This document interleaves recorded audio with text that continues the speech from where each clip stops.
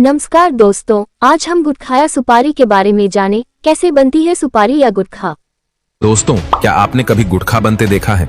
और क्या सच में गुटखा में कांच का मिश्रण भी मिलाया जाता है? और किस जगह बनती है आपको पता है? तो दोस्तों, इसको बनाने के लिए सबसे पहले इस्तेमाल किया जाता है सुपारी का। और सुपारी हमें मिलती है इस पौधे से, जो कि आप अभी देख रहे हैं। जी हाँ, यहाँ पर सुपारी की खेती की जाती है। इन छोटे छोटे पेड़ों पर सुपारी के फल लगते हैं और जब तक ये फल पक नहीं जाते तब तक इन्हें अच्छे से पाला पोसा जाता है। जब ये सुपारी का पौधा अच्छे से बड़ा हो जाता है, इसके फल को पौधे से अलग कर लिया जाता है। इसको भी अलग करने का प्रोसेस ठीक वैसा ही होता है। इसको आप पीट कर पेड़ से अलग किया जाता है।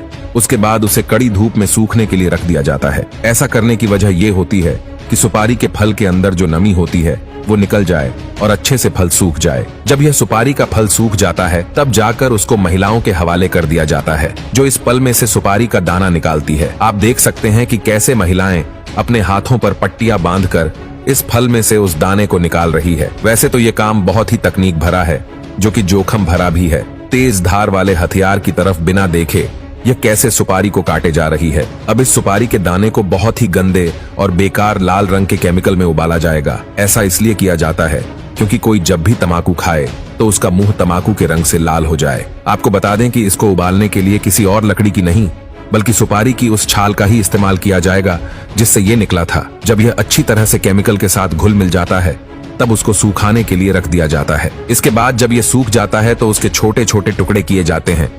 अब ये सुपारी तो तैयार हो गई है, मगर अब बारी है उसमें मिलाए जाने वाले तंबाकू की। तंबाकू को शुरू में बाहरी फ्रेम में उगाया जाता है, जिसे सीडबेड कहा जाता है।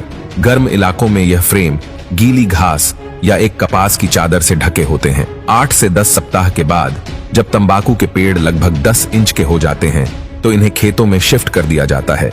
जैसे जैसे पौधे बढ़ते हैं उनके ऊपर का भाग काट दिया जाता है ताकि पत्तियां अच्छे से बड़ी हो जाए। इस प्रक्रिया को टोपिंग कहा जाता है। 90 से 120 दिन के बाद तंबाकू के पौधे कटाई के लायक हो जाते हैं। इसके बाद इन पत्तियों को फैक्ट्री में शिफ्ट किया जाता है, जहां पर इन्हें सुखाया जाता है, जिसको करने के लिए कृत्रिम गर्मी यानी कि आर्टिफिशियल हीट का इस्तेमाल किया जाता है। जब यह भूरे रंग की हो जाती है तो इन्हें अलग करके छोटे छोटे टुकड़ों में बांट दिया जाता है, जिससे ये असली तंबाकू के रूप में आ जाती है। और तंबाकू के अंदर कांच डाला जाता है।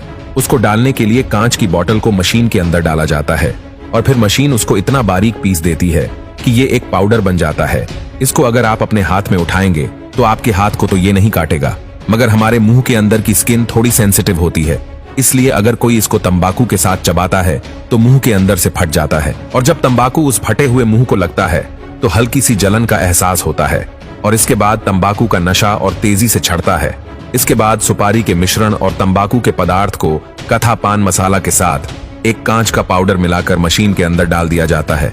फिर इन्हें पैकेजिंग के लिए भेज दिया जाता है और छोटे छोटे पैकेट्स में रैप किया जाता है।